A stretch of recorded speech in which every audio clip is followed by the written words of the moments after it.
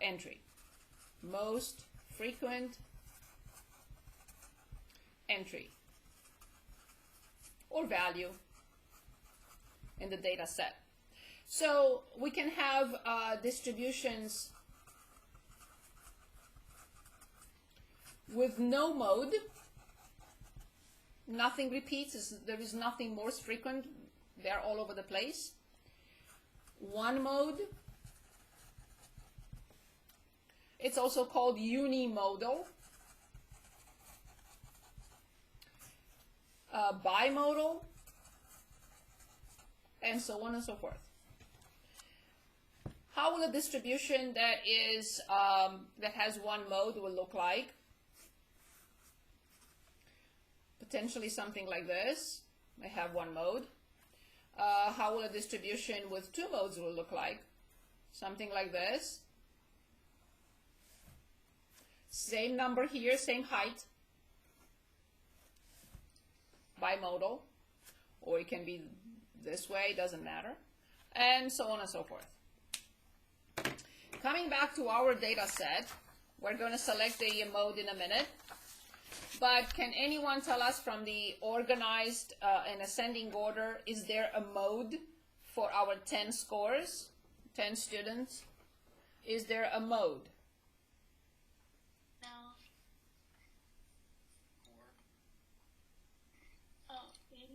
84. Very good. So in our data set, the mode is 84. Okay, so let's determine the mode for the same thing. And I already mentioned that the data set can have one mode, two modes, etc., or no mode. And then we can move on to section 3.2. So I'm going to share one more time, more than one more time, but just right now, to select the mode. So let's go back to stats, back to summary stats, go to columns, and of course I select grades, and I want to select the mode right here, and compute. And I can select as well the median, the other things that we'll have to talk about them. So for now, I just want to see the mode, and here it is. In grades, the mode is 84. Okay. I'm not forgetting to stop sharing right now. I'm very proud of myself. Okay, so moving on to another measure or analysis or important information that we want to know about a data set, and that is 3.2. So we know measure of central tendencies, right? Mean, median, mode.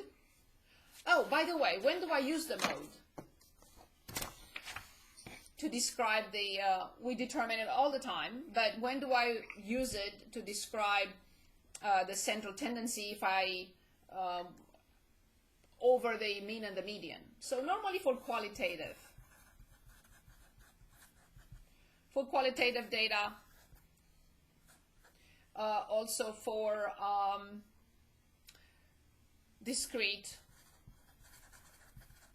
when I'm interested in the most frequent appearance, for the most frequent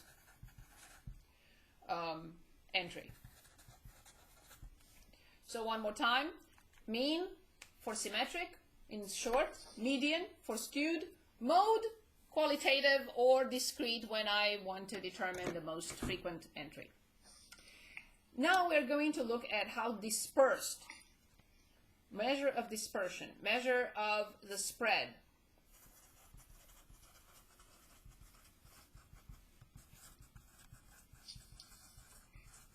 How spread, how far from the mean the data is. Okay, so then the first number, the first item that we will look at is the range. In other words, min and max. Min, comma, max. Like an interval.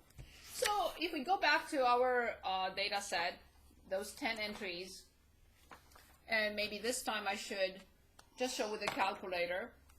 We already determined in stats, we looked at the calculations. We did one variable stats, on list, my list, your list, whatever that list is. And we already have the X bar. And I'm going to talk about the rest in a minute. But do you see here, n equals 10, the minimum is 62. So I have the range, 62 comma, and if you scroll down, you will see the maximum, 94. So how spread is the data? The range equals 94 minus 62, which is 32. That's how far apart, or that's if I create a histogram or if I create anything, how far the minimum from the maximum would be 32 units apart, from 62 to 94. And yes, we can select the range as well. I'm sharing again. So again, go back to the same thing. Summary stats, columns. I select again, and this time I want the range and other things, of course, but the range is 32. Okay, and moving on. There is something called standard deviation. What is the standard deviation all about?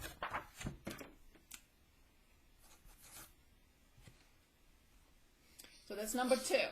So number 1 was the range in dispersion or spread. Now number 2 is standard deviation.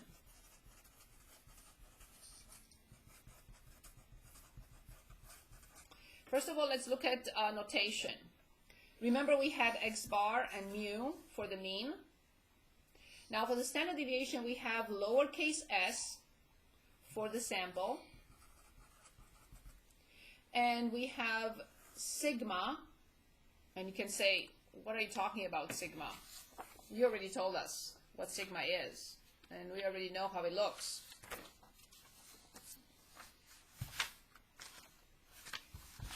You already told us that this is sigma.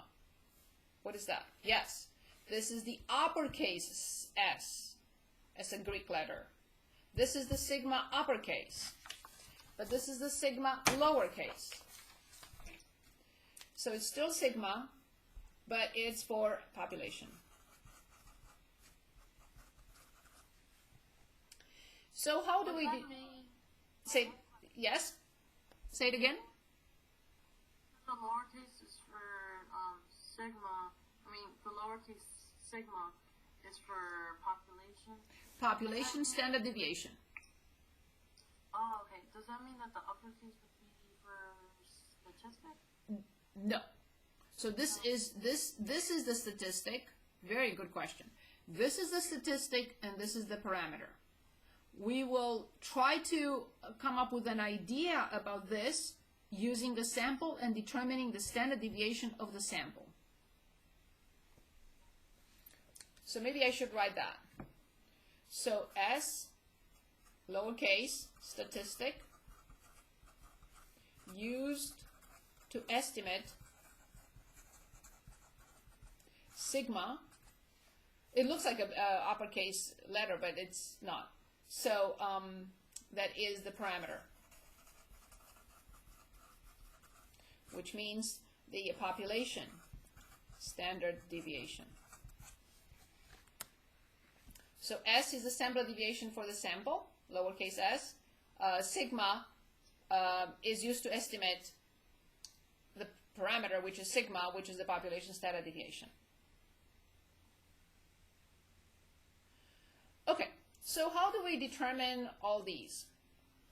So first of all, they are a square root.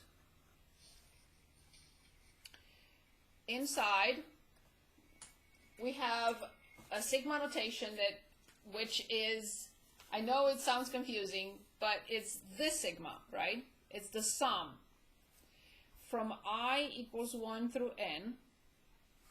And all these, I'm going to write it down for you, they are deviations from the mean. So every entry minus the sample mean divided by n minus 1. And I know your first question will be why n minus 1?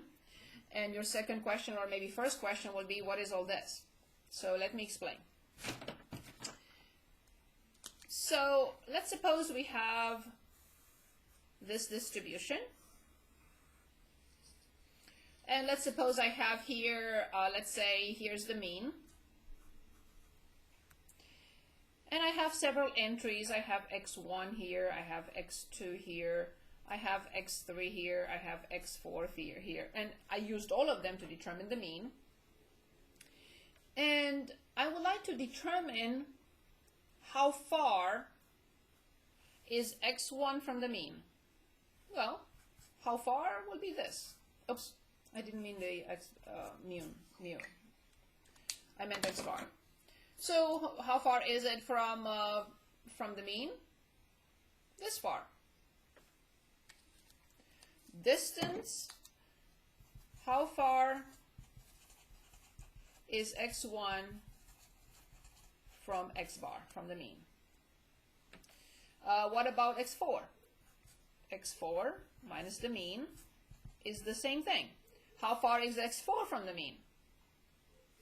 And so on and so forth. x3 minus x bar, so on and so forth. What do you think that the sum, very important question, of xi minus x bar from I equals 1 through n will be?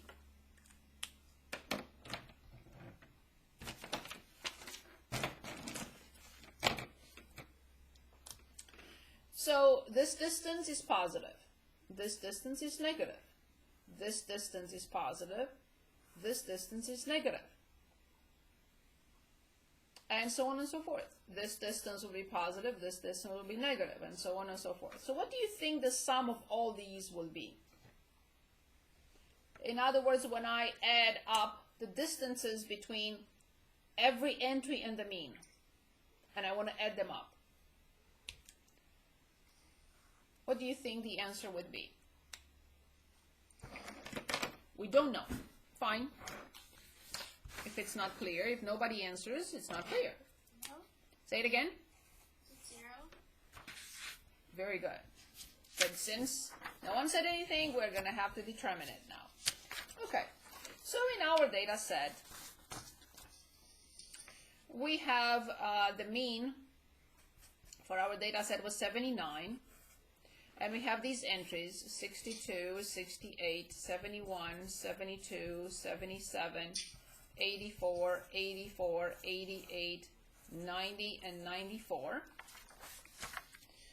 And we are not sure how much will be this.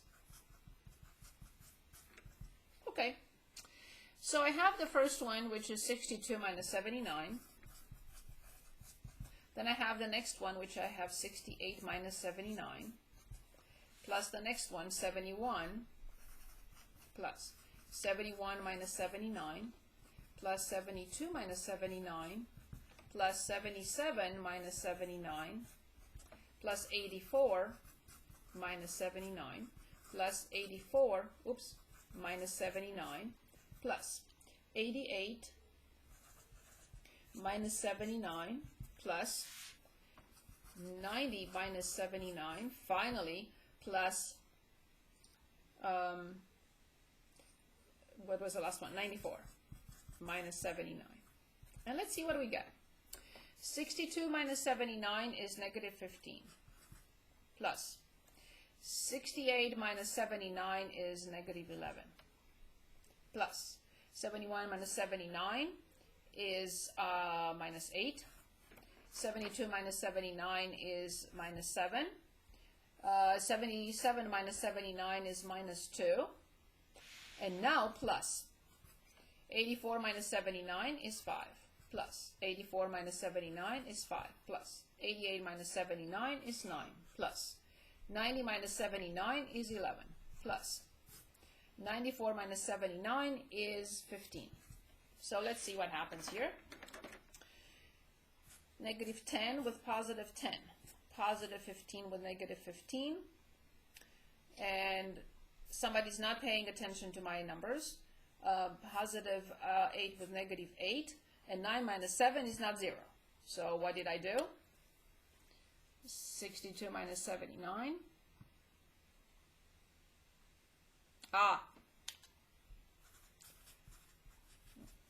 Okay, one more point off, Sean.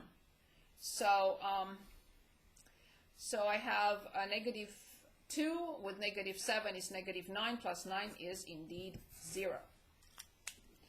So we cannot use this. This is not going to tell us anything, because whenever I sum them up, I will always get 0. That's why we will square and get all these numbers to be positive.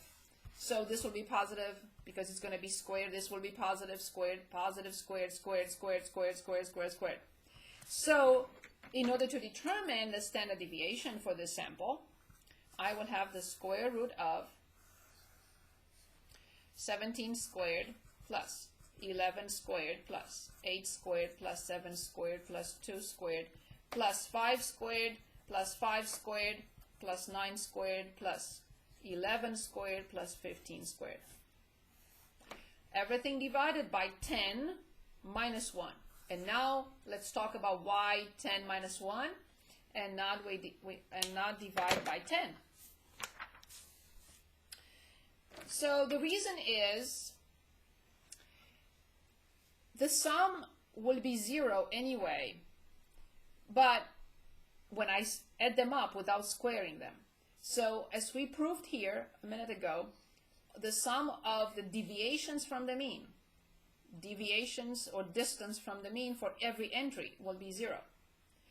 If all these out of 10, 9 can be anything, but the last one has to be such that makes it the whole thing 0. That's why, yes? Is the one before 15 11, or is that a different number? 11. 11. The one in the in the equation you're working on right now. 11. The one before 15 squared. 11. 11. Okay, just wanted to make sure. Yes, so they're exactly the same numbers, but this time they're squared. So the 17 squared, 11, and 8, and 7, I'll go back and check. It's better for me. 2, 5, 5, 9, 11, 15. So one more time, why we divide by 9 is because the sum will always be 0. 9 of them have the freedom. The last one cannot have any freedom. It has to be such that the sum is 0.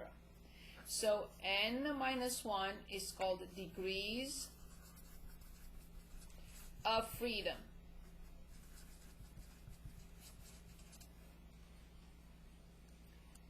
This will not be the same for, and we're going to calculate in a minute, but I just want to come back in a second and just show you right here, right now, the formula for sigma. The formula for sigma is the sum from I equals 1 through uppercase n, of course, from xi, but minus mu, the population mean, divided by the entire sample, the entire population size. So this is the formula for the parameter. We're going to use the sample, so I just want you to see the difference. So now let's calculate this. So careful how you calculate it in case you are asked to do something like this. So put the square root. You know me already, I have to have parentheses. Most calculators, not the newer ones, will pop up with a parenthesis already. And type in at the top. So I will put these parentheses, if you, depending on your calculator. I will have parentheses outside in the calculator and parentheses in the numerator as well. So everything in parentheses again. So left, and I write 17 squared and plus 11 squared and plus, I know that that's 64. I know that this is 49 plus 4 plus 25 plus 25 plus 81 plus, I know it's 121, and 115 squared I know is 225, but anyway. So close the numerator, divide by 9, and close another parenthesis. So we got that the standard deviation, which is the statistic for the sample, is 10.56198.6. Now, we prefer, in general, 4 decimal digits for the standard deviation, normally 4 decimals. And for the mean, normally 2 decimals. We have the data set because we worked hard, so we have it right there. So I'm going to share the screen again. And let's select back from the graph